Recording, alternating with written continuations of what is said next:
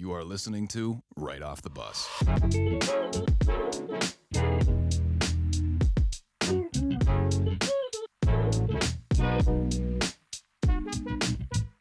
What's up, everybody? Welcome back to another episode of Right Off the Bus, Pat. Episode 39 on this Wednesday, September 22nd, man. Who we got for episode 39, Pat? I had to do some digging for this one. Well, it's never like digging, but I would, for just finding a famous player of any sport to wear a certain number, the amount of digging, which was like maybe three links to find, Roy Campanella. Yeah. Probably three links, whereas usually it's just one. Like even last week with Kurt Schilling was like one link. This week was three links, finding Roy Campanella. And then this is reaching too, because he was a catcher for the Brooklyn Dodgers, which obviously not a thing anymore, but that was way back in the day. But he was I had heard this name, but I'm not well versed on baseball history, but he was a 3-time MVP, 8-time All-Star in the MLB. He had played in the leagues before that, before the MLB actually, I don't know, before it formed or just before it expanded. But yeah, it's the Roy Campanella episode. If anyone's a Brooklyn Dodgers fan, or they have grandparents who are Brooklyn Dodgers fans. Pat, as someone who spent a bunch of time in Cooperstown as a kid, man, you should know Roy Campanella, man. I should. I've been to the Baseball Hall of Fame like 6 times, so I should know that. Absolute legend, man. Not one I would have known for 39, but it's got me thinking, Pat. We're a couple episodes away from Pat Ricard again, man. That's right. He will be 42. Gonna have a Pat Ricard episode coming up soon, man. Yeah, we'll have to remember that one. That'll be good.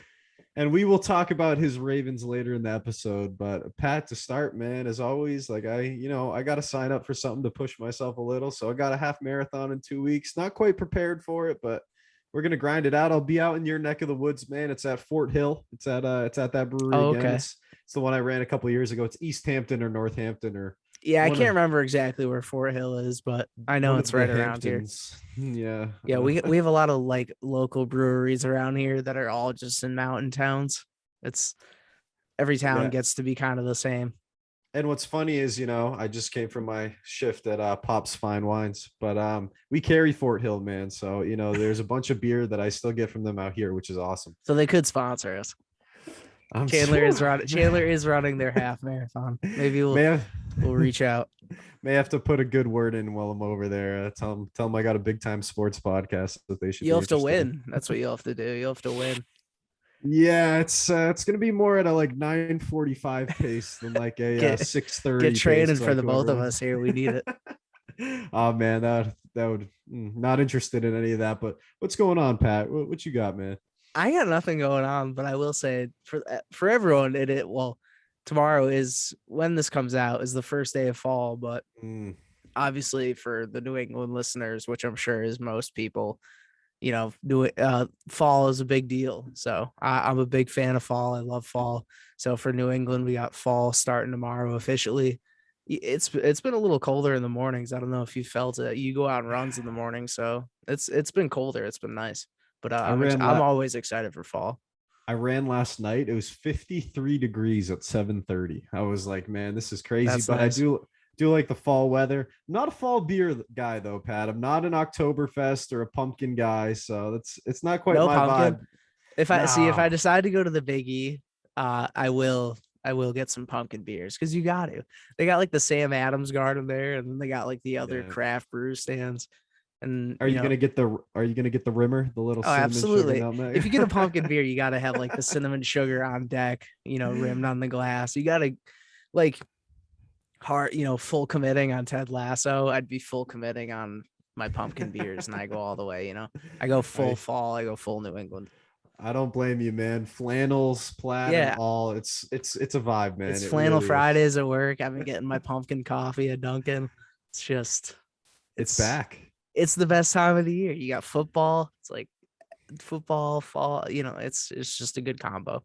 Well, happy fall to all those listeners out there, man. And we are going to get into some football, two of Pat's favorite things. But first, a couple of headlines, short list this week. Not much going on in the world of sports, that we pay attention to or care about. So we got some obscure ones to start, Pat. But yeah, we brought up the Hafthor fight last week. Brett asked about him, and man, we looked it up. He had that fight on Saturday. You want to dive into this a little bit, Pat? We didn't even know it was happening. I know. And I was like, oh, it's only $10, but I wasn't even around Saturday, so I didn't buy it. I didn't bother watching it, but I obviously had to do the research, and I did. So I didn't know what Hafthor had cut down to for weight. Cause if you've seen pictures of him, he looks ripped. Like he doesn't look like the world's like strongest man anymore, but he looks just about like the world's just most built man. Scariest. 6'9", but he's only 322 for a guy who's 6'9", pure muscle. And he's about 50 pounds bigger than his opponent, Devin Larat, I think is how you say his name, who happened to be a Canadian arm wrestler too. But that other guy weighed in like 273. So he was just about 50 pounds lighter. So it didn't seem like a fair fight right there. And not on top of that, Hafthor had a year and a half of preparation. And then Larat only had 6 weeks. So compared to like a year and a half of getting in shape, fighting shape, and training and shadow boxing and sparring, this other guy, pretty much from what I have gathered on internet research, that he had 6 weeks to prepare. So it doesn't surprise me that Hafthor, the Mountain from Game of Thrones, went on to win by first round TKO. Wasn't a clean, out cold knockout, but he won by TKO, which I guess I'm not surprised by. No, I'm happy for him. I am. You love the man. Mountain. You got it, dude. Absolutely. And it does have you thinking, like, what's his next fight? Who is large enough to box this guy? Jake Paul. We should do Jake Paul versus Hafthor. That would be fun. Did you watch any highlights of this at all? Like, did you see any of the fight? Yeah, it was just a first round knockout. Like Hafthor did get cut. He did get caught with one good punch, but he just had too much pressure on the other guy. And how do you look? It wasn't much of a, he looked okay, but he's just huge, like 6'9". I think Tyson Fury is 6'9", actually. It's funny, like these guys are similar size, but you look at body types, compare it like Hafthor to Tyson Fury. Tyson was like 270 something, but 6'9", like 270 something compared to like Hafthor. Hafthor is built. Tyson has like almost like a beer belly. Like he just looks like a guy you would see, like a really tall, like bar fighter who happens to be the best heavyweight in the world. Seriously, dude, imagine if you took LeBron and added 60 pounds of pure muscle. Like, what he would look like. That's pretty much, that's what you get. That's wild, man. I don't know who's big enough to fight him, dude. Can we get a pair of boxing gloves on Brock Lesnar or something, man? Like, just, I don't know. It's the only thing that would compare. I mean, and Brock even used to get down to 265. I'm sure now in his WWE days, strictly WWE, he's probably closer to 300, but I don't know. I would like to see that. Hey, man, I'd watch it. And something I did not watch, Pat, but apparently it was fantastic to see, man. Iman Shumpert. Yeah, new star on Dancing with the Stars. I know. I saw I don't know the girl he danced with, but I saw that they get weirder and weirder contestants on the show as it goes. I don't know if they did it during COVID before now, like in between 2019 and now, but they always get weirder contestants. And now Iman Shumpert was on there, which is just the last person I expected to be on there for whatever reason. But athletes do make sense because they're naturally gifted. Just I feel like most athletes, there's a lot that can dance, especially basketball players. But Iman Shumpert killed it. I saw some highlights on Twitter. I didn't, watch it live. I'm not a big dancing guy or Dancing with the Stars guy or those talent shows for that matter. But I did watch Iman Shumpert kill it, and it was pretty impressive. I would recommend going to watch it. Right, man, because you look at someone like that and you'd have no idea. No idea. Oh, wow, this dude just did some training and he's nice with it. And his hair doesn't look like he doesn't have the same hair as he used to, which is nice. Man, I used to love playing with Iman Shumpert in 2K, man. You could strip anyone with him, man. Great hands. Yeah, and he should go ahead. No, I was gonna say the strict athleticism too. Lay down some yams. Absolutely, man. I feel like he's young. I feel like he should still be on a team, but what do I know? He can't be in his 30s yet. He's got to be young. You could do a quick Google, but I don't think he's in his 30s, but you can prove me wrong or prove me right here. 31. All right. That makes sense. Now, staying in the basketball world, if we can consider this the basketball world, Ben Simmons officially not reporting to training camp and just not going to play another game for the Sixers, man. There's been reports that he said, I want to play for a California team. I'll play for the Warriors, Clippers, or Lakers. And like, it's like I don't think he really has that kind of agency here, Pat. I don't know No. if Ben Simmons is getting to choose where he goes, man. The only California team I could see him on would be the Sacramento Kings. Like, Yeah, and that would be a rough ride. I don't think he'd be too happy there. Buddy Hield, Harrison Barnes, and a pick. Like, I don't know. I don't know. The only thing that would benefit Ben Simmons in Sacramento would just be like the lack of limelight, the lack of pressure. Yeah. Philly, it's like they demand success there, especially after the whole trust the process thing. And the rest of their team was falling into place, and then they were kind of relying on Ben Simmons.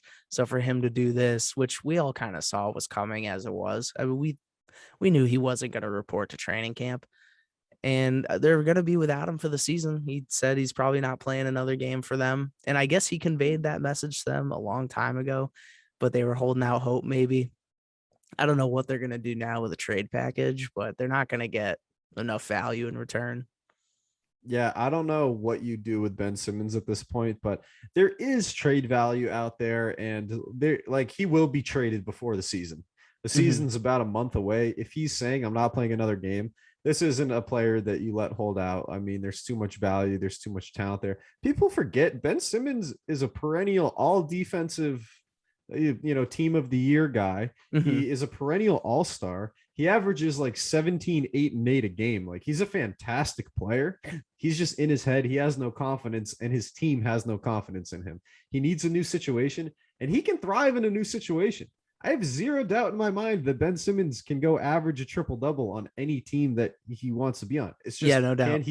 Can he fulfill that role? Can he just play power forward rather than point guard? Can he be okay with getting 10 points, 10 assists, 10 rebounds a game? I don't know. It's weird because his mentality is super weird. I think it's kind of damaged. Dude, after the stuff Embiid said, after the stuff Doc Rivers said, like, you kind of feel for the kid at a point, man. It's been a huge falling out. Traumatizing too, which is probably what you're getting at. I mean, I don't know where you go from here. Your confidence is probably rattled, I would imagine. Wherever you end up next, so hopefully he can adjust, and hopefully the team will welcome him in, and he can find, just a new life to his career. And he does make $35 million a year or whatever. So I don't feel too bad for him. I don't feel too bad at the end of the day. We retract that. We don't feel as bad for Ben Simmons. And we did when Joe Hagan filled in for you on that episode, man, it was a Ben Simmons hate podcast. Like, it was terrible. We were just shot after shot after shot at that poor kid. I know. I think I said a while ago, I was like, I don't want him on the Celtics. But now I think about it, I'm like, we just paid Marcus Smart. We got Dennis Schroeder. It's like, I wouldn't have minded throwing Ben Simmons at the point guard position, especially with the pieces we got. Yeah. I don't know why I ever said that. I got to take that back right now. Man, Public retraction of that statement. If Brad Stevens finds a way to get Al Horford and Marcus Smart on the Sixers for Ben Simmons, I'd be happy. That's all I'm saying. I'd be okay with that. As much as we do love Marcus Smart. Yeah, I know. Absolutely, man. But Pat, now it's time for the bulk of the show. It's time to get on to football, man. Another fantastic week in the NFL. Week 2 did not disappoint by any means, man. No, not at all. But first, Pat, how'd we do in fantasy? Oh, we did good. Actually, yeah. My other league last night, the big one, I was down. So I was down big because of Derrick Henry on the other kids team. And Lamar came in Sunday night, got me 32 to get me close. I needed 16 out of TJ Hawkinson, and Hawkinson got me 20. And so TJ won me. It came down to Monday Night Football, man, which always makes me nervous. And TJ Hawkinson got the dub. So I hope for anyone that's listening that also plays fantasy, I hope TJ did not burn you. I hope maybe you had him on your team, because I'm liking that draft pick that I made with TJ. Absolutely, man. I got absolutely throttled in our league, which is my only team, man. Carter killed me. After the Thursday night game, I had like a 63% chance to win the game. Like, I was going to blow them out. A bunch of players underperformed. Jarvis Landry's out after the first quarter. I was like, okay, never mind. This week's a wash. And yeah, man, it's tough. And condolences to anyone that played against Aaron Jones this week too, because Aaron Jones. Tough. That's a Monday Night Football. You come in, it's like you get screwed like that. You think you're going to win. Monday Night Football comes around. The guy scores 41 points or whatever he did. He almost matched Derrick Henry. It's tough to beat. I was shocked that I beat Derrick Henry this week. Cooper Kupp is what killed me, man. He That's had like another one. Yeah. 36 or 37. I was like, you got to be kidding me, Yep. man. Kid was firing. But Pat, let's get into the episode, or not the episode, but the segment with football, man. Week 2 review. So The bulk. Raiders, yeah, man. Raiders beat the Steelers, man. I mean, are these Raiders legit, dude? These 2 wins have been really, really impressive. Is Gruden finally putting the pieces together? Derek Carr looks really good, which is my biggest takeaway, because the Steelers really didn't even look that bad. Like Big Ben did have a pick. I think Deontay Johnson got hurt too. Deontay Johnson had a good game. The Steelers looked okay, but the Raiders defense looked pretty solid. Their offense looked even better. Henry Ruggs had that huge touchdown from Derek Carr. So Darren Waller had another consistent game. I mean, he's going to get at least 5 catches a game, 60 plus receiving yards, probably a touchdown. He didn't score in that game, but he's going to score a lot of games. So the Steelers do have a lot of good pieces. Josh Jacobs wasn't even healthy. It was all in Kenyon Drake in the run game mostly. So when they have full health, Josh Jacobs and Kenyon Drake, and then all the pieces they have, I mean, they could very well be legit, at least more than 500 to me. I mean, they've come out and beat the Ravens and the Steelers, 2 of the best teams in probably the best overall division in football right now. So I was very impressed with them, and the Steelers will be fine. Yeah, no, they will be fine. And I'll only say the NFC West is better, but then I think that it's the AFC. That's North. fair. That's fair. It's fantastic divisions all around, man. But I was gonna say, man, that Henry Ruggs touchdown, Derek Carr on that, man. I mean, Derek Carr looks elite. Like on those throws, he looks elite, and it's very surprising. Like I've loved Derek Carr, man. After hearing Marcus talk about him on this podcast, it's like, how do you not root for the guy? He's nicest guy in the world. He walks around wearing his faith on his sleeve. Like you want to root for the guy, man. It feels like you finally can. Like you said, like Gruden has gotten it together. It looks like it's one of those defenses too, where you look at all these defensive guys and you don't know their names, but they're out there making plays. And you feel like Gruden finally has his type of players. He's built his team and he's putting his system in place, man. It's interesting. I'm interested to see what this Raiders team does. And the biggest thing for me with the Raiders is that they've like Derek Carr has always been a game manager, and they've lacked kind of a big playability, at least compared to other teams in the NFL. Yeah. But if they can get the Henry Ruggs connection down, who is just such an explosive wide receiver, so fast, it's unbelievable. He was just lapping guys out there. So if you can actually hit him on big plays, Henry Ruggs is going to be a huge asset. And then you have Darren Waller, always has big play capability. So between those 2 guys, and if they can find the Henry Ruggs connection finally, then Derek Carr's stats are going to go way up. He could be in for a great year, and so could the Raiders. And Ruggs, I think, was the first receiver taken in that year's draft last year. Yeah, I believe he was. He needs to fulfill those expectations, man. It looks like he's doing it now. Yeah, he looks legit. And I think he will. I think he'll have a good year. Raiders, man, team to keep an eye on without a doubt. Now, Pat, I'm just going to let you take it away with this next one, man. I know.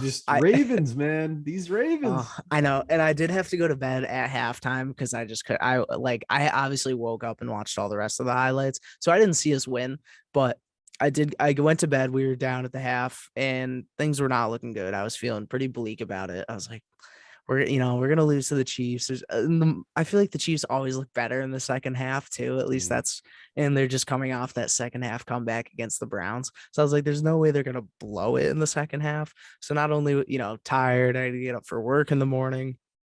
My team's losing. I was like, I don't want to deal with this. I'll figure it out in the morning.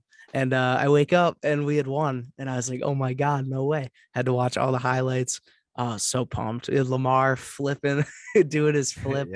Yeah. Unbelievable. I know that made me a little worried. I was like, we don't need to be doing that, and getting injured. That's the last thing we need is another injury, let alone to our starting quarterback.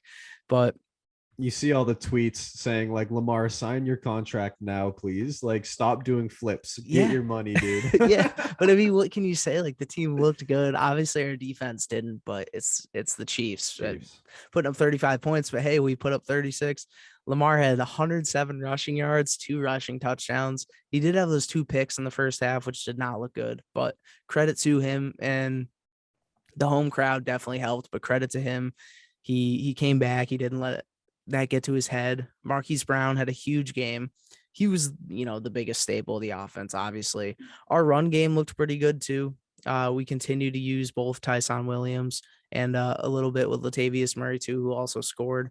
So the offense was the biggest thing. Our defense is going to have to improve, even though we were playing Mahomes, but it's a good sign that we were able to beat the Chiefs finally. And Lamar said it. He said it feels like, we got that monkey off our back, because it's always going to be the Lamar versus Mahomes when they play, even when they don't play, because they're two of the youngest, best quarterbacks in the league.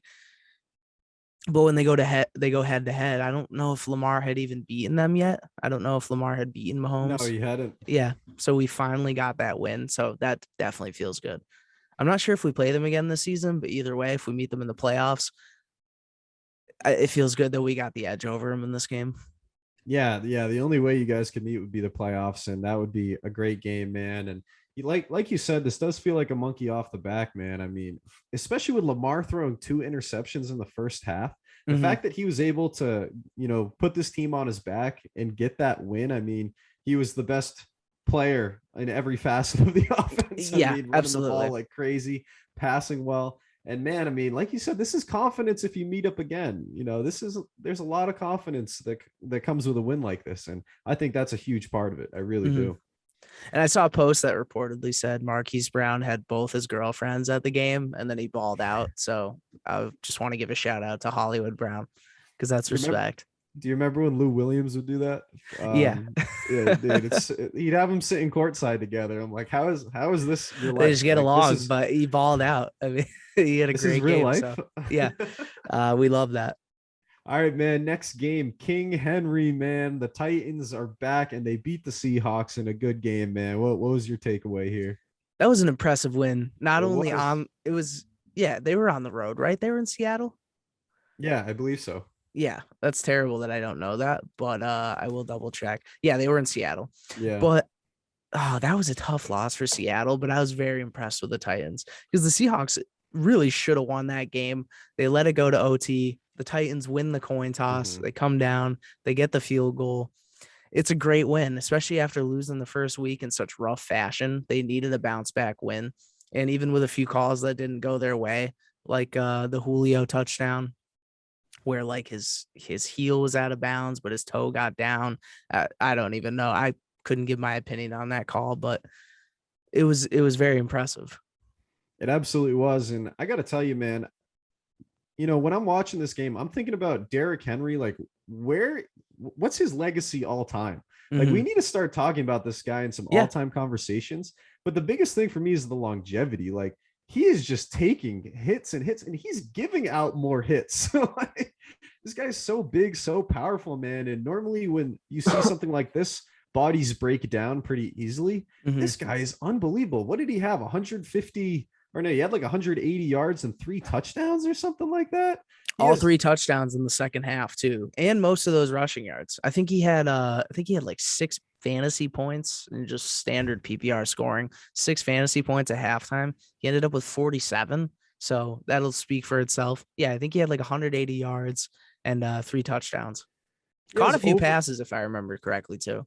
He did, yeah. And if I'm remembering this stat correctly, he now has 10 games with 150 rushing yards and 2 touchdowns.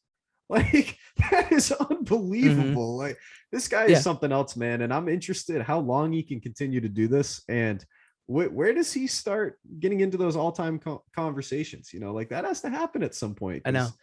This guy's pretty incredible. Well, if he starts to catch passes regularly like this too, he had 6 catches for 55 yards. That's the one thing he's never done in the offense, is be a receiving back as well. If Derrick Henry starts catching passes too, if he can run for 150 plus yards and catch for 50 plus yards, and he gets a couple touchdowns, and this is just on a regular basis, even if it doesn't happen every game.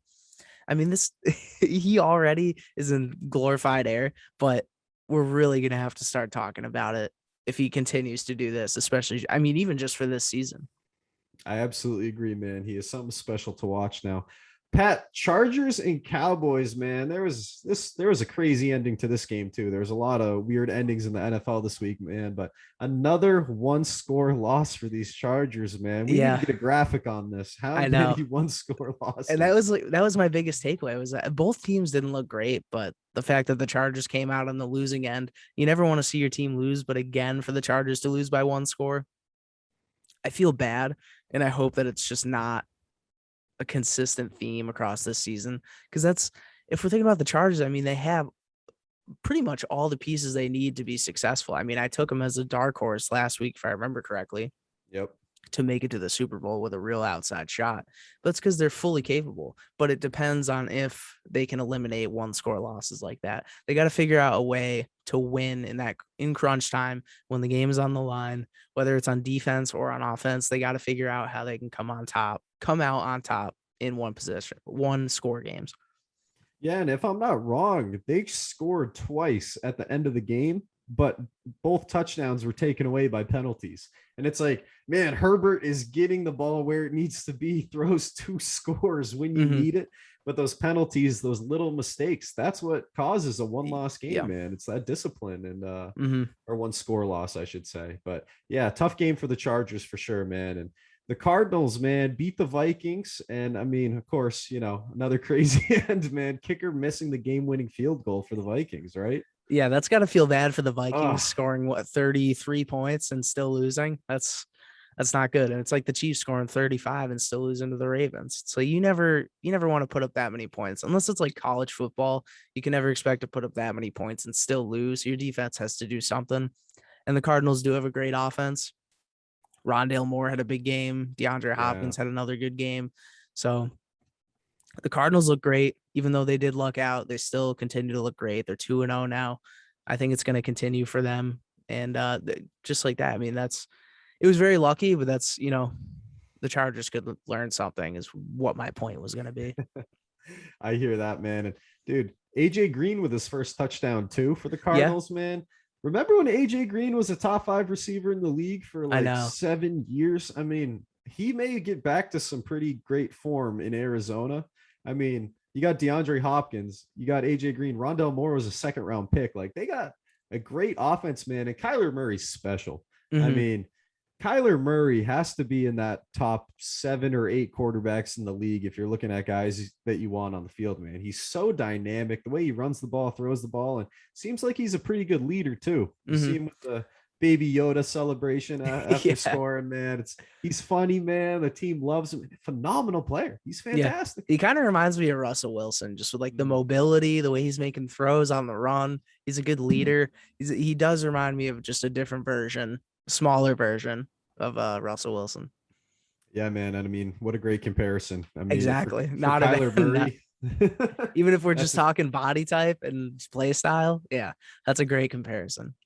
It's exactly who he would want to be, man. I mean, Super Bowl champion and everything. Now, Eagles look a lot worse in week 2, man. I mean, such a dominant win in week 1, and the 49ers defense absolutely showed out, man. And I'll say the 49ers offense, it didn't look great, but I mean, when you can hold the Eagles to a few points, you're guaranteed to win.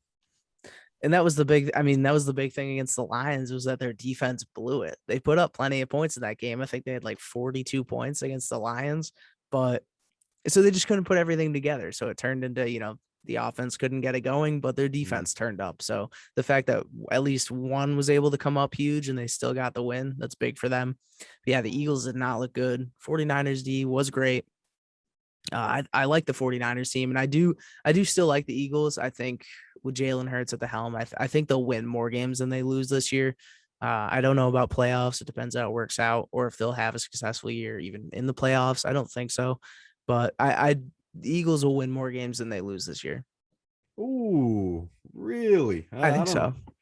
I do not feel that way, man. I felt like this is kind of the Eagles team that we were expecting. Like I thought it's a good 49ers team, though. It's a good 49ers team.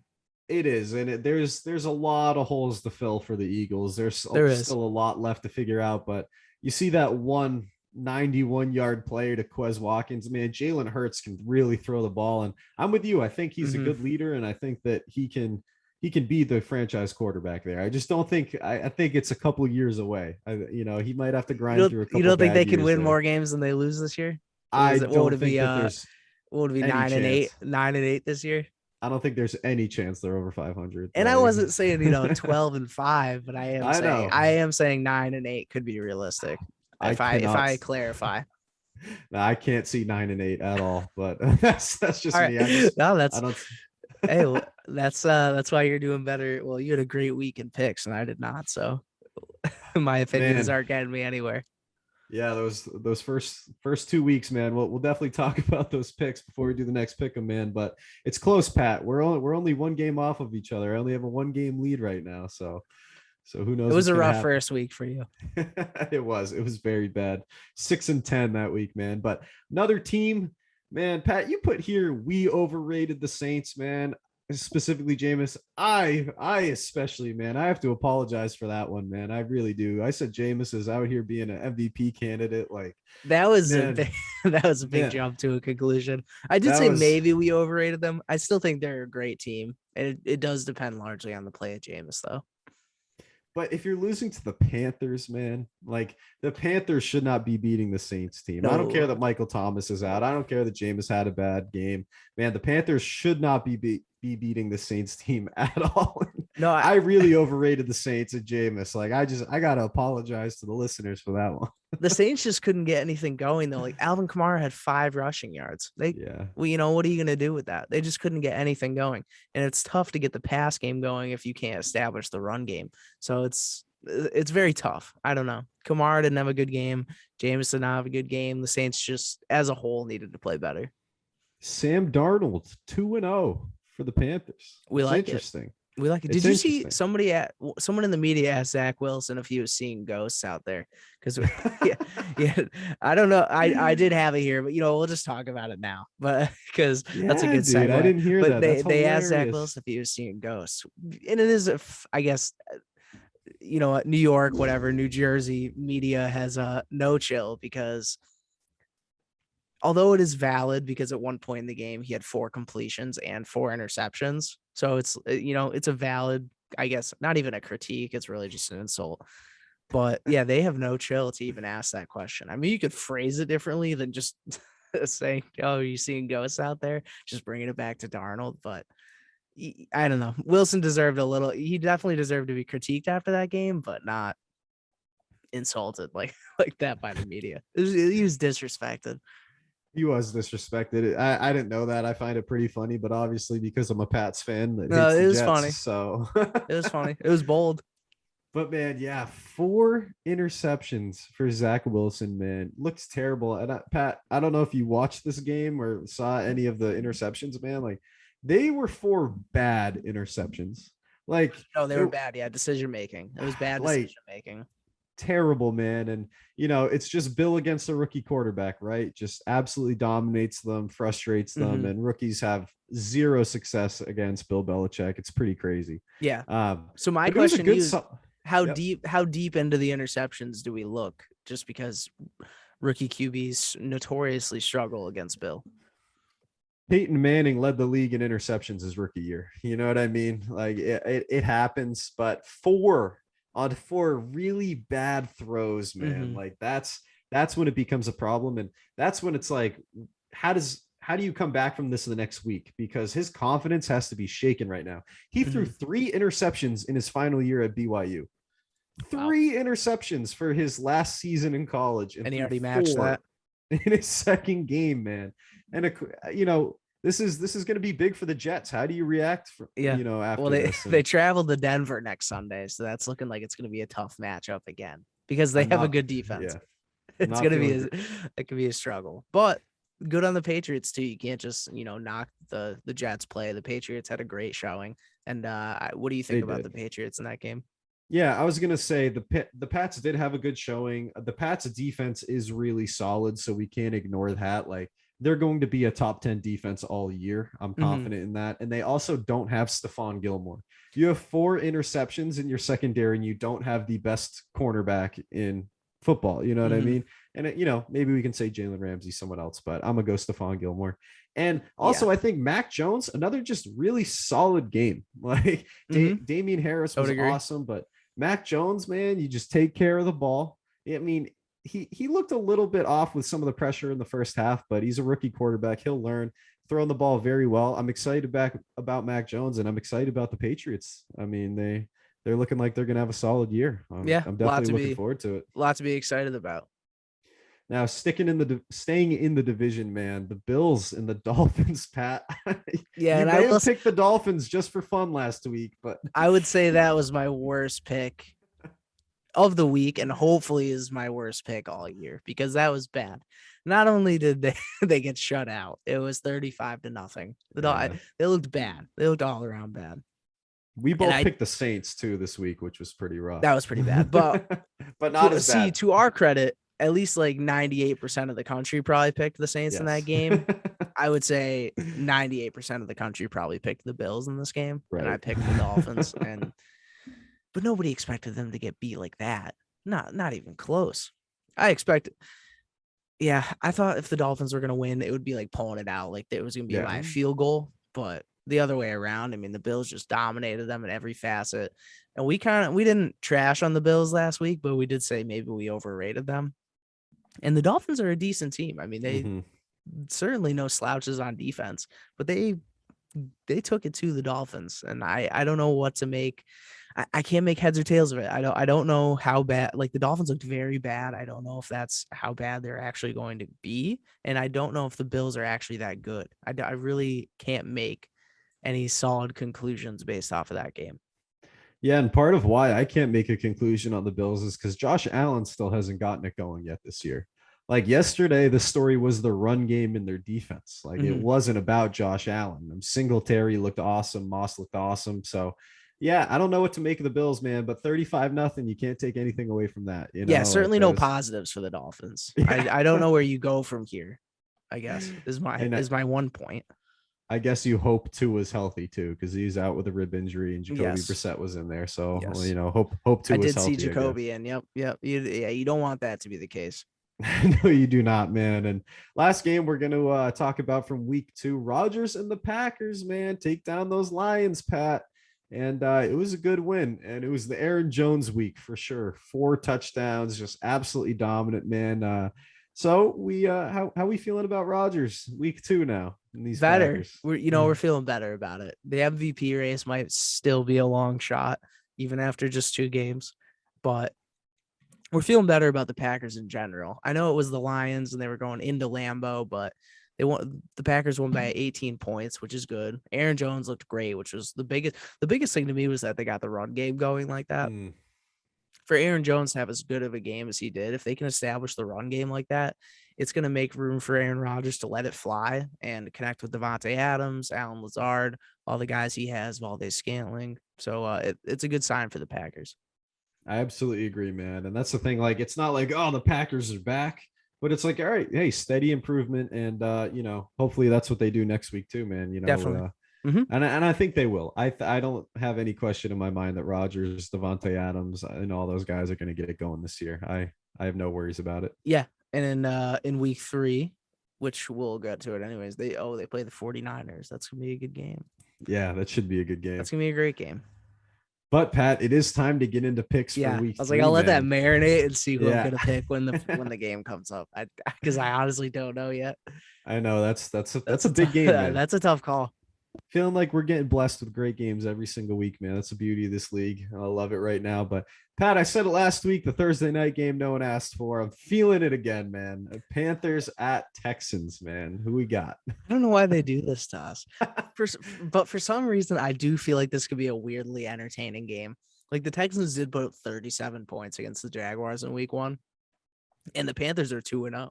But they're playing at the Texans. So it could be an entertaining game. We get to see McCaffrey in prime time, see how Darnold does. I will take the Panthers, though, just because they're 2-0. Darnold looks great. They look great.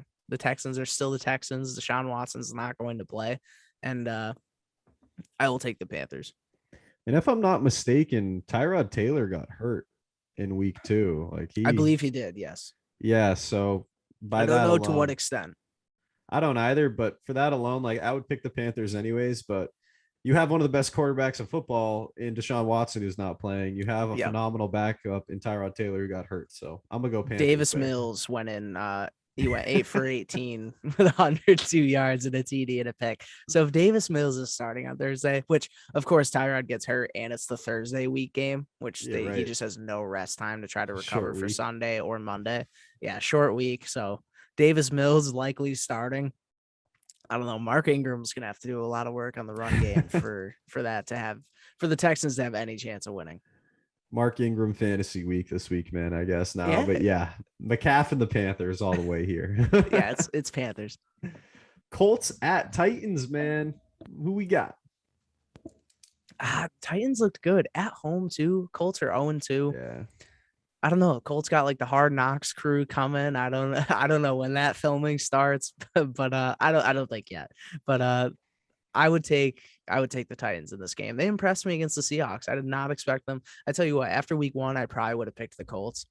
But after what the Titans did last week, they seemed to figure it out a little bit. They had a great comeback, good tenacity. Derrick Henry got it going. If they can figure out how to get Derrick Henry going, like they did against the Seahawks, then it's a wrap, and I will take the Titans. Yeah, I'm gonna go Titans here too. And like you said, Derrick Henry, he's in his mode now, and he's just gonna be running over people every single week. I'm looking forward to the matchup with him and Darius Leonard, who might be the best inside linebacker in football. See what he can do or do against Derrick Henry, man. But I'm gonna go with the Titans. Obviously, Derrick Henry, but Julio Jones really got going too. And if you can incorporate Julio Jones, Derrick Henry, and get AJ Brown involved, I'm feeling really good about the Titans' chances in week 3 for sure. And you got to figure with AJ Brown's drops this week, if he's not dropping the ball next week, the Titans could score even more than 33 points. So yeah. I definitely like the Titans. Falcons at Giants, man. Oh gosh, this is a bad game. I tell you what, I picked the Giants last week and they just burned me so bad. And they should have won that game by all accounts. They blew it. Like was it Darius Slayton or was it Tony? I can't remember which one was deep, but just on the tip of his hand dropped the pass. It was like, I don't know if it was like 6 inches too far or if he didn't run his route correctly. I don't know if it was on Daniel Jones or the receiver, but they blew it there. There was another play where they blew it. They lost. They shouldn't have lost to Washington. They shouldn't have. So Heineke threw that pick, and the Giants had a chance to put the game away, and they had like a 3-yard drive and just kicked a field goal. And they're like, "Oh, we'll settle," or they punted it. I can't even remember, but I was so aggravated. But for that reason, I will not pick the Giants, and I will go with Atlanta. Battle of 0-2. Someone's O has got to go, and it's going to be Atlanta. I'm going draw. They're going to be 0-2-1, Pat. They're going to tie in overtime like 13-13. If they can score that many. It's going to be Pat, a barn despite everything you said, I'm going to go with the Giants. The Falcons have just gotten destroyed in both weeks. Yeah, that's not. No, I don't want to pick either of those teams, to be honest. Like, if we could just pass that one, I'd be okay with it. The Eagles just destroyed them in week 1. The Bucks destroyed them in week 2. Those are two good teams, though. I'm high on the Eagles. Yeah. Not high on the Eagles, but I like the Eagles. And yeah, what are you going to do with the Bucks? Yeah, no, without a doubt. But I'm going Giants. I don't have much to say there, man. But a really exciting game in the AFC West. Chargers at Chiefs, man. I cannot wait to watch this game. Yeah, this is going to be fun. After the Ravens beat the Chiefs, I don't see the Chiefs losing again next week, 2 weeks in a row. I do like the Chargers here, but the Chiefs at home are not going to lose 2 weeks in a row, so I will take the Chiefs.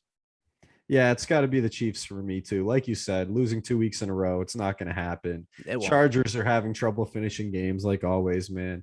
And it's at Arrowhead. We know it's one of the hardest places to play in the NFL, one of the top few. So definitely going Chiefs there, man. Bengals at Steelers, Pat. Your division. It's got to be Steelers.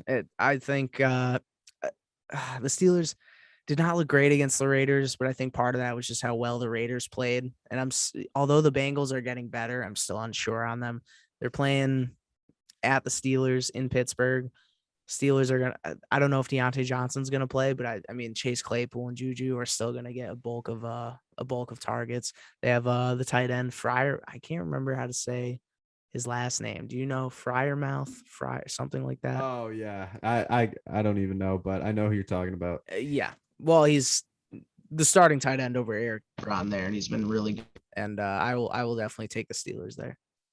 I'm with you, man. I got to go the Steelers. Even though TJ Watt got hurt, I feel like they should go out and win this game. The Bengals looked terrible against Cleveland, man. Like Joe Burrow looked so bad for 3 quarters until they finally got something going, man. Jamar Chase didn't get involved. Like Joe Mixon had a bad game. The Bengals did not look good, and there's no reason to think that they should beat the Steelers. So I'm definitely going the Steelers too. Yeah, Joe Mixon burned me in fantasy.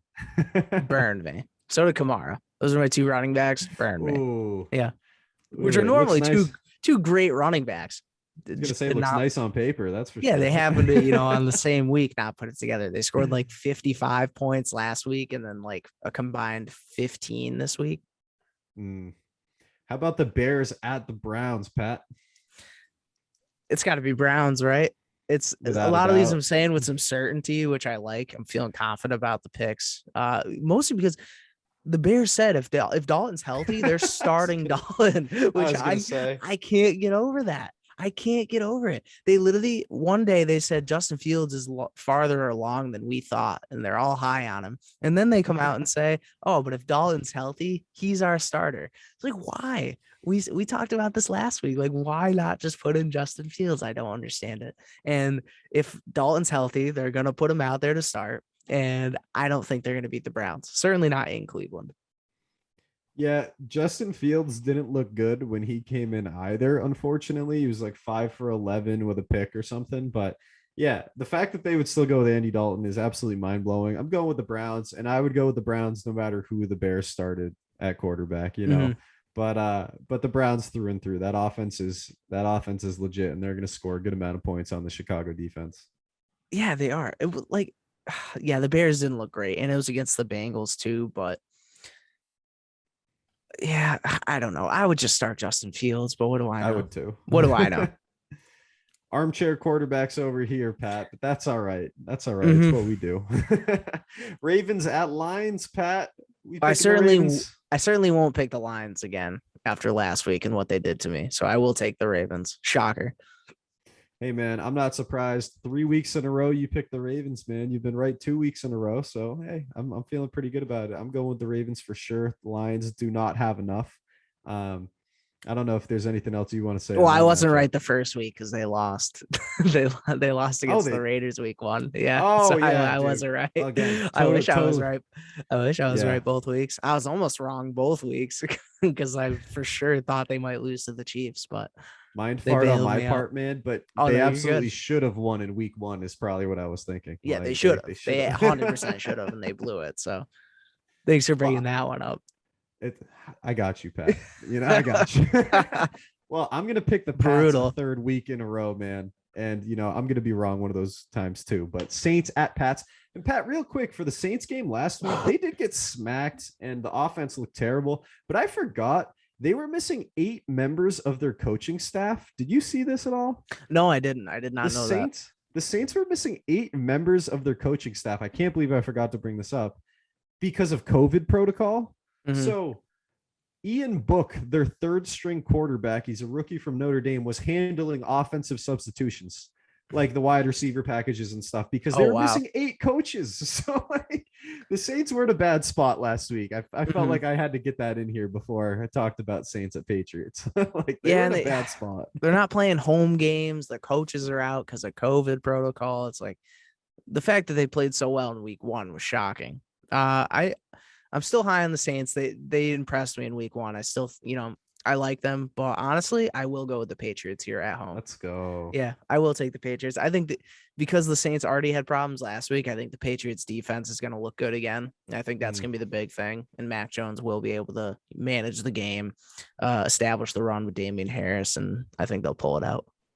Yeah, this kind of feels like a 23-17 win or thereabout for the Pats. I think it'll be a 1-score game, but I think the Pats come out with the win here without a doubt. Yeah, I would agree.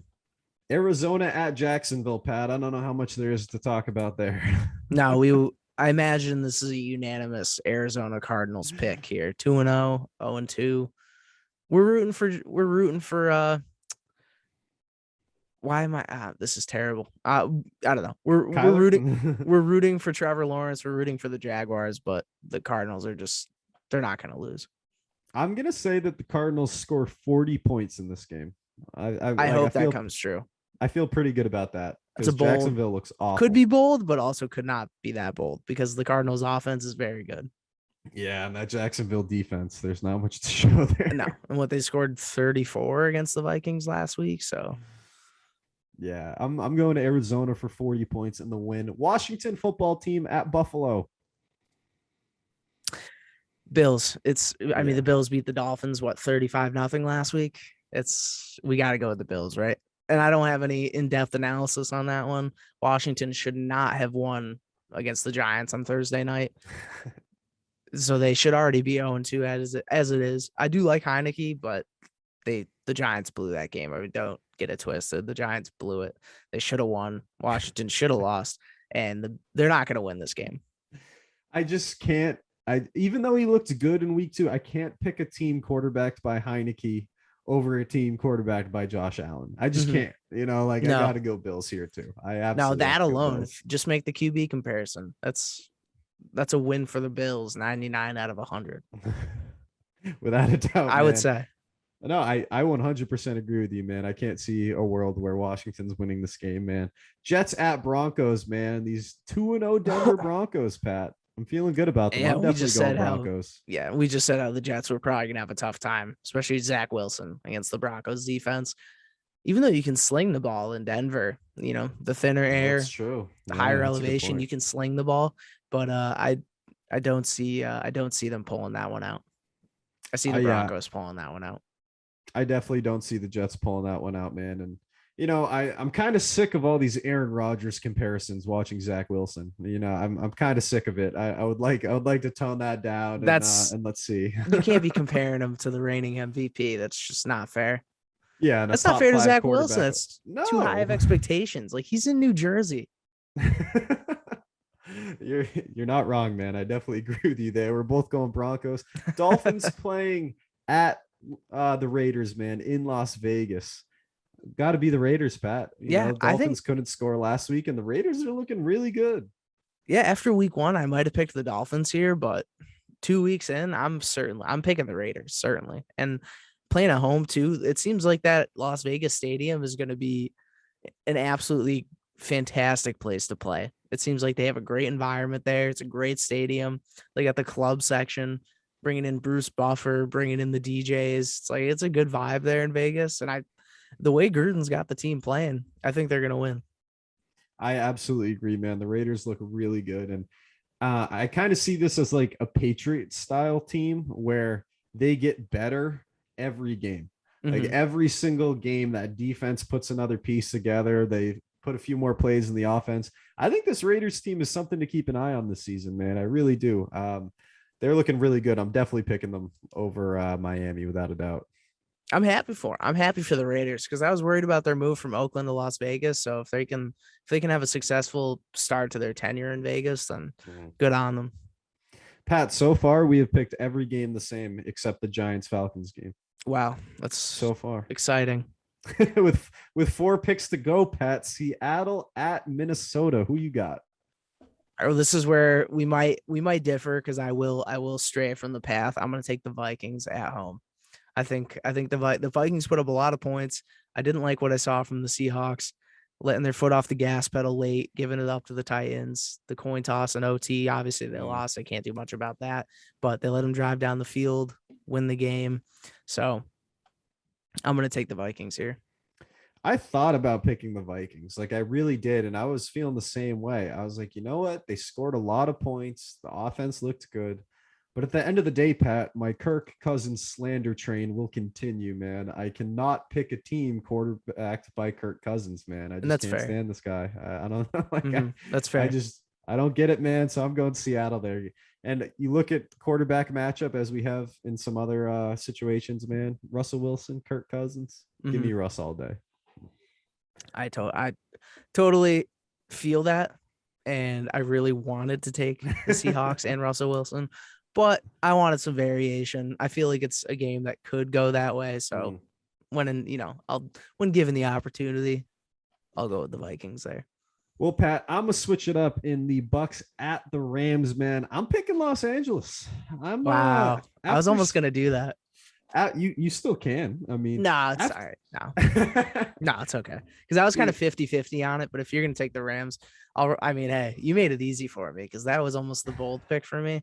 I can ride the Bucks all day and feel like a smart person. So I'll take the Bucks. There's really no reason for me to make this pick, man. Like I get that the Bucks have everything. They look great. Brady 5 touchdowns last week. Gronk looks fantastic. But man, I'm buying into the Rams hype. Like I've bought in. I didn't do it for the entire offseason. I kept saying they gave up too much for Matt Stafford, man. This offense looks fantastic. The defense has all the stars they need, man. And in Los Angeles, Bucks on the road. I think this is going to be a really tough game, and I think this is a field goal victory. This is a close game, but I think that they can put up points with the Bucks. So I'm gonna go with the Rams this week, man. Switch it up. And I do like that pick. Speaking of field goals, did you see what was it? 62 yards. That was the one kicked this week. 62-yard field goal, I believe there was. Ooh, no, I did not hear that. But I feel like if you can, Matt Prater, 62-yarder for the Cardinals. He set the franchise record.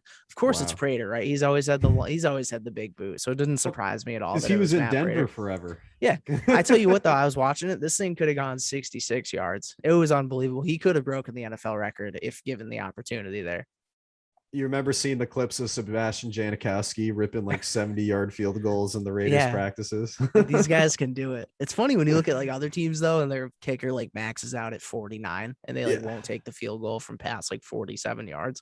That's Bill Belichick. It's so frustrating. Yeah, and then you have a team with Matt Prater. They're lining up 62-yarders. Like you're missing opportunities there as a team. You're not wrong. But I had to give Matt Prater a shout out. That was pretty. 62 yards is wild.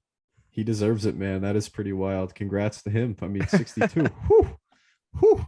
But Pat, you're going Bucks here, man. Anything else you want to say there? No, that's it for me. It's a good matchup. I'm excited for it.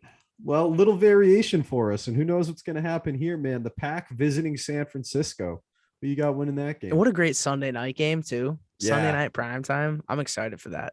That'll be fun to watch. I think I'm going to go Packers here. The 49ers look great, but I'm going to stick by my guy Rodgers, and I will root for the Packers. They looked great. On Monday Night Football. I'm going to do the same thing. I feel like Rodgers, you can't count him out. It doesn't matter what happened in week 1, this offseason, man. Whatever happened. Water under the bridge. Rodgers is out there trying to win games. Aaron Jones, after everything he did last week, I feel really good about the Packers, man. I think it's going to be a good game. Like you said, that 8:30 primetime, man, this is going to be a fun one to watch. Yeah, another primetime game, and I like Rodgers in primetime, so I feel like they're going to be the team that makes less mistakes, and I like that for them. I think it's going to be Rodgers leading them to a win. Eagles at Cowboys, Pat. I'm going Cowboys, man. I like this offense a lot. You see Micah Parsons get moved to DN. Marcus Spears going crazy, saying he's already a top 10 defensive player in the NFL. I don't think that, but this was my pick and everyone else's for defensive rookie of the year. He looks unbelievable. I'm definitely going with the Cowboys in this matchup. Well, Micah Parsons looked better at defensive end than he did at linebacker, which is so good. Kind of unbelievable. Like, do they try it out again and see if they just want to leave him there instead of linebacker? Yeah, they might look elsewhere. If it's working, I mean, why wouldn't you just leave him at defensive end? If it ain't broke, don't fix it. Yeah, man. The way the Cowboys need it. So the way he played, I would just try him out there again and see how it goes, because they might have found something that they never intended on. But, absolutely, all that praise for Micah Parsons. I'm going to go with the Eagles in this game. I think they come back from last week. And I think their offense does a better showing, and I think that's the important part. You and I see the Eagles so differently, man. So different. I think I'm biased because my brothers are Eagles fans. But they actually went to the Eagles game, and I feel bad that they had to see such a disappointing game out of the Eagles, but it had to be cool seeing a game in Philly. Without a doubt, man. I can imagine that crowd's got to be pretty crazy. That'd be fun. It definitely is. It definitely is a wild crowd. So, Pat, overall, man, just to recap, right now I'm sitting at 18-14 in my picks, and you're at 17-15. I got the 1-game lead going into week 3. I had the 8-8 record from last week, but you went 12-4. So you had a much better week 2 than I did. I was feeling good. It's sometimes you pick teams just for fun, Pat, and hey, those lines let you down. And there won't be much separation. I think we picked 4 games differently. So a little bit of separation, but for the most part, we'll have similar records. We're not going too far ahead of one another. No, we're not, man. All right, Pat, let's get into some listener questions before we wrap this thing up, man. Joe Braverman put in, which MLB teams will make the wild card? Joe, we haven't been paying enough attention to baseball. We're going to be honest about that. Yeah. But we have fixed the AL wildcard game that everyone wants to see, man. And Pat and I are both feeling it. We're feeling Red Sox Yankees in that AL wildcard game. I mean, what two teams do you want to see in just a one game elimination, Pat? That's what it has to be. Because even as a podcast that likes baseball but hasn't watched it as much this season as we probably should have, that one is one we would tune in for. And that there'd be so much on the line. And it depends on who gets the home game too. Like obviously as Red Sox fans, that would be sweet at Fenway, hosting the Yankees. Going to Yankee Stadium would suck. But if you're Yankees fans, you love that. I mean, you love the Red Sox coming into New York. And you know what? As a Red Sox fan, we love the challenge, and we will take you on all day in New York, in the Bronx. And that's the matchup. That's the matchup. I do think that's the matchup that's going to happen too. I do genuinely agree with you. Like, I don't think Toronto holds on to that spot. I think that it's Yankees, Red Sox, man. It is crazy that the AL East though, like Tampa's winning their division, and then the three wild card contenders are the Blue Jays, Red Sox, and Yankees. It's legit. You love that. AL East is balling out right now, man. Balling. And then for the National League, man, the Dodgers or San Fran, whoever doesn't win that division, I think wins the wild card game regardless. I don't think St. Louis, Cincinnati, San Diego, I don't think any of them can really compete with San Francisco or the Dodgers. So whichever one of them doesn't win the division, I got winning the wild card game. Yeah, normally I would say the Padres, but there's like 13 games to play and they're 4 games back.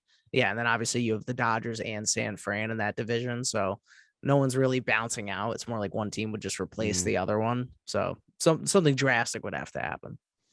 I agree with you there, man. Another question from Joe Braverman. Where should John Wall be traded to, man?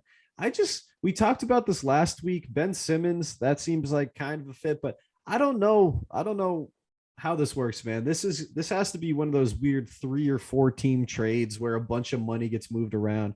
John Wall's contract is so hard to move. I don't know where he ends up, man. I really don't. Yeah, and I don't know really what team he fits into. Do you know who the Bulls point guard is right now? They just signed Lonzo. Lonzo, that's right. Yeah. They got Lonzo. See, but John Wall would have been a good fit there, but I forgot about the Lonzo. We did cover that. Yeah, Lonzo's there. To me, this kind of feels like he gets bought out. If he's making $44 million, maybe he takes $20 million just to get out of the contract and sign somewhere. Because I don't know how a trade works out here. I really don't. No, John Wall is going to be a tough one. I really have no idea. I feel like I could see him ending up somewhere random, like the Pacers or like somewhere random like that. Not on like a top contender. I just don't see that for him right now. I agree with you there, man. Question from Jack Long. Will we see Mac Jones start to take some deep shots downfield next week? No. I mean, Bill doesn't let his quarterbacks take deep shots. That doesn't usually happen, no. I think we'll dink and dunk and use the run game to win against the Saints. I don't think this is the week where Mac starts to let it rip. I don't think he's comfortable enough in the offense yet, and I think he's going to do exactly what Bill tells him to do. Yeah, and I don't think the receivers you guys have, I don't think that's really even on the cards. Nelson Aguilar, Kendrick Bourne, Jonnu Smith, Hunter Henry. Like, there's not really guys that are going to go catch the 50-yard bombs like a Henry Ruggs. You know, if you had a guy like that, sure. But if there's no need to and there's no really good weapons, like it's not like you have Randy Moss on the team, you know? We're more of a check down to James White kind of team over here. And that's worked out fine. For the Patriots, I don't even think you need to do it. I agree with you, man. I don't think it's happening quite yet. Jimmy McQuaid, if you could be a pro in one sport, which would you choose, Pat? That's a good question. I think just based off like your body and health, and maybe because I'm a little lazy, I would say golf or baseball. I would say one of the two. Golf would be ideal because that's just awesome. You could, if you're good enough too, you could like be like Dustin Johnson, just have your caddy be your brother, give him a 6-figure income just by carrying your clubs and giving you advice, something cool like that. Golf would just be the easiest, so I would go with golf. But that's not a real winner's mentality. So with what I was thinking, at first I was like, okay, where am I going to make the money? But then I was like, nah, that's not what this is about. And I started thinking, what would I want to be like elite enough at? Like what actual skill?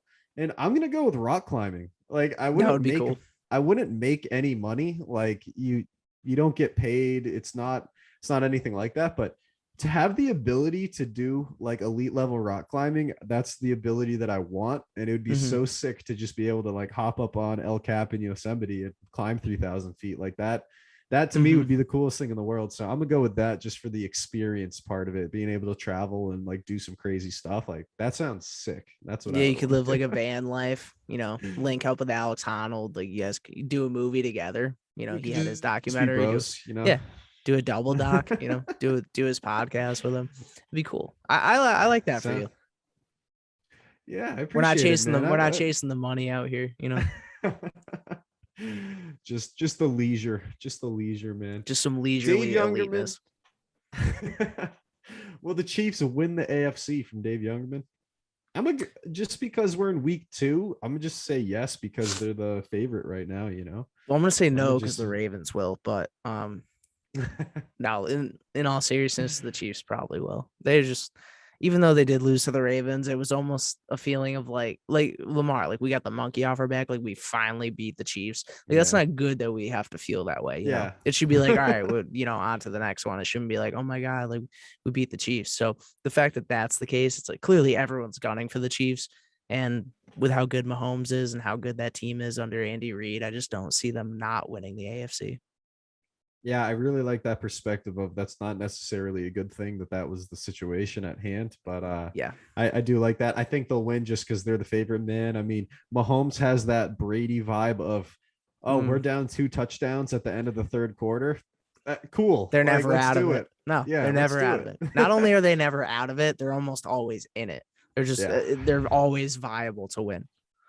Well said, Pat. Well said. Another question from Dave. How did the Rams and Lions fare on the trade after these first 2 games, man? I mean, the Lions didn't get better trading Matt Stafford away, but you get a good young quarterback to replace a guy that didn't want to be there and a couple first-round picks.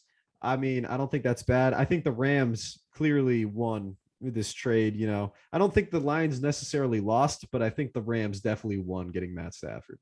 Yeah, I don't think that didn't put the Lions in like a bad place at all. I think they both fared well, to your point. I don't think the Lions lost here. Goff has looked pretty good, to his credit. He's looked pretty good for the Lions. I know they're 0-2, but it's because it's the Lions. I mean, what do they have? Their defense is not good. Tyrell Williams, who they signed, is hurt again. He's always hurt. So it's like TJ Hawkinson, DeAndre Swift, and Jared Goff is the 3 pillars of your offense, which is okay, but you also need a solid defense to back that, which they just don't have. So they'll be better in the future. They, for the first time in a long time, have potential to be better in the next few years. So I would say based on that, they kind of won the trade. They didn't win it compared to the Rams, but it was a win for them. Pat, we're going to round out our questions with 2 questions from me that I thought of this week because I'm a listener of this podcast too, guys. But one thing I was thinking while I was watching football, I was like, are there more interchangeable positions than offensive line, like in sports? Like they just throw guys left tackle, right tackle, left guard, right guard. Oh, let's put them at center. Oh, let's bump them left. And I'm like, man, you can't do that in any sport. I was like, basketball is kind of positionless, so that doesn't really count. But like, imagine in soccer, dude, you're just throwing guys at different positions. Like, it just doesn't happen in other sports, man. Like, I don't know if there's a more interchangeable position than offensive line. Yeah, and those other sports, there's only certain guys who are utility players that'll play different positions. Like they're very specialized guys, whether it's baseball or soccer. Right. But no, I would agree with you. I think you're right. I mean, we signed Alejandro Villanueva to the Ravens. And then he was a left tackle, but we just replaced Orlando Brown. We're like, all right, we'll just throw you at right tackle. It's like, that wasn't his position, but because it's offensive tackle, they can interchange it like that. Then of course, Ronnie Stanley gets hurt and they're like, oh, we'll just move you back to left tackle now. And then they put a guy for his debut at right tackle. So who knows? They could have ended up moving that guy to left tackle and then kept Villanueva at right tackle. So just to my belabored point, I would agree with you. Yeah, I mean, you can't throw a second baseman at shortstop, and you can't throw a center fielder in left field if sometimes you green can. Monster. That's only if they're a specialized player, though. Right. Yeah, if they're one of those utility 5-tool guys. But like DJ LeMahieu or something, you couldn't just throw him at shortstop. Right. So another question I had, Pat, how many games left in the season till Larry Fitzgerald just rejoins these Cards, man? Does he? Larry Fitzgerald has to come back. I hope This he team does. looks so good, dude. Even I if it's want just him like to a chase player that ring. coach. I hope just as like a player coach, I would love it. He could take one snap all year, but I would love if he was back. Just so he gets a ring. Like if they're competitors, in my opinion, I had them as one of my Super Bowl dark horses. I need Larry Fitzgerald to chase a ring, man. I do. I hope he do. does. I hope he comes back and gets it again, even if he barely plays. Because I already felt bad for them when they didn't win against the Steelers way back when. I still think of that legendary the Madden cover where it's was it Troy Polamalu and then Larry Fitz. So great. James Harrison with the 100-yard interception return, dude. The oxygen mask after. Yeah, insane. That's crazy, dude. Oh, that was unbelievable. All right, Pat, time to move this thing on and wrap it up. We'll get on to what we've learned. But of course, as always, we got to get an ad in from Book Thinkers. So if you read personal development books, you have to check out Book Thinkers, a company that's dedicated to helping you fulfill your life through books. Every day on Instagram and every week on their podcast, the team over at Book Thinkers helps you discover new books and new mentors that you can use to achieve more and live better. The right book at the right time can absolutely change your life. So please find out more by heading over to Instagram and typing in Book Thinkers or going to bookthinkers.com. Now, Pat, tell me what you learned this week, man. So what I learned, well, obviously the media is always crazy. We saw the Zach Wilson thing that I mentioned earlier, ask him if he was seeing ghosts out there, but they were really jumping to conclusions about Aaron Rodgers. And I feel like we didn't. I mean, I picked him for MVP pick, and then all I said was I just wasn't feeling as good about it because they had such a bad week, and it's hard to come back from even one bad week as an MVP candidate. Because his was like really bad. It was really bad. But you should know, it is still Rodgers. I get that the offseason was tumultuous, but he did come back. I think the team overall is in good spirits, especially after this win. Aaron Jones got going. Devontae Adams is happy to have Rodgers back. I think just like the Raiders we were saying, I think this season the Packers are just going to get better as they go. I think the first game was going to be their worst game of the season. And yes, they'll still lose a few games, but I think overall they're going to get better every game. And so the media did jump to conclusions about Aaron Rodgers and the Packers in general. And I think they're going to be just fine. Although they will play the rest of the season under a tight microscope. Because, if he has another bad game like that, it's going to be the same talks again. Like, should he retire? Didn't we get like a list? We got like a listener question last week, didn't we, about him retiring? Yeah. And there you go. So those are going to be like this. A lot of the takes from those guys on NFL Network and ESPN and so on. Who put? I think it was Kevin David, man. Like, should Rodgers retire? And we're like, come on. Like, no, it was one bad game. It was week 1. He just got back from Hawaii. He's still, he hasn't even cut his hair. Still on island time, you think? Yeah, he's still got a tan. He's playing in Wisconsin and he's still got a tan. So just give the time until the tan wears off. We haven't seen full force Rodgers.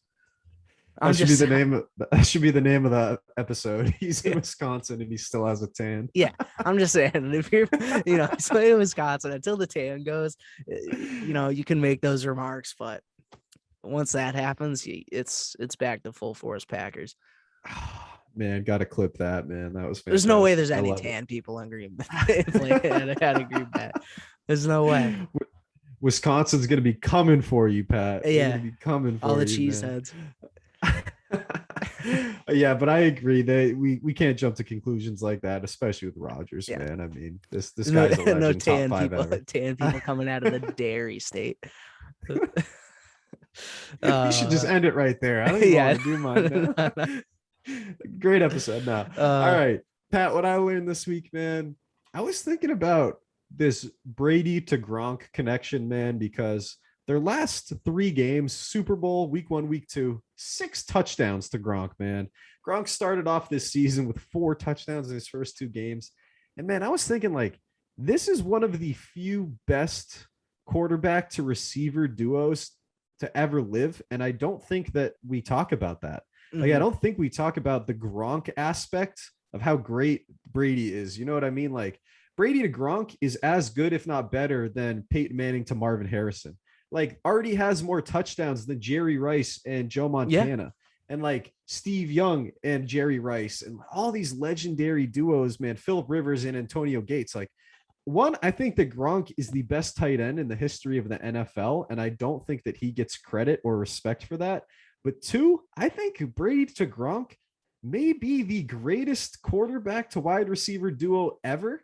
And I know he's not a receiver, but if it's not the greatest, it's top three. I think Marvin Harrison and Peyton Manning are really the only ones that I would put right on the same par as Brady, Gronk, man. Especially when you think about winning championship after championship, man. I think they have 4 rings together now. Like it's pretty impressive. For sure. And for tight ends, I mean, all time in touchdowns, he's only behind Tony Gonzalez for tight ends. And I don't know how long Gronk's going to play, but he's got plenty more scoring left to do this season. And he's going to move up that list. He's going to pass Isaac Bruce, who's right above him. He could potentially, the way he's been going, he could potentially hit 100 touchdowns this year, which would be crazy. He'd pass Tim Brown at 9th. He'd be right behind Tony Gonzalez. Yeah, that's pretty incredible, man. That's some rare air. But that's what I learned this week, Pat, man. I think Gronk is underrated all time, and I think that Brady to Gronk connection is underrated all time as well. That was my We certainly takeaway. Never expected them to come back like this season. We didn't expect Gronk to come back at all. So the fact that they're doing this season in 2021 is crazy. Gronk was retired 3 years ago. Yeah. He's crazy. Like, oh, you guys, he went from, oh, you guys aren't trading me, I'm just going to retire, to coming out of retirement and then just resuming one of the best careers of all time. Oh, man, it is pretty impressive. It really is. Now, Pat, that's episode 39, man. We hope everyone enjoyed it. We're back to dropping it on a Wednesday. So I hope those Wednesday listeners, mainly Brett, who gets angry at me for these Thursday episodes, hope he's okay. But, man, thank you to all the listeners out there. We don't take your time for granted. We appreciate you spending this time with us. And, I mean, anything you can do to help us, like, share, save, subscribe, any button you can press, it's going to benefit us in some way, man. So we appreciate all the listeners out there. Pat, how we feeling, man? You feeling good to end this one? Yep, absolutely. It's the Roy Campanella episode. I feel like there's a lot of number 40s. We'll see who's next week. But I feel like there's a lot of number 40s out there. First one off the top of my head, Pat Tillman, man, but we might find someone else. Yes. We might find someone else. Yeah, we'll find. We'll definitely find. We'll find a good one. I think better than 39. Yeah, for sure. All right, y'all. That's episode 39. Thank you for listening and peace out. See you guys. You are listening to Right Off the Bus.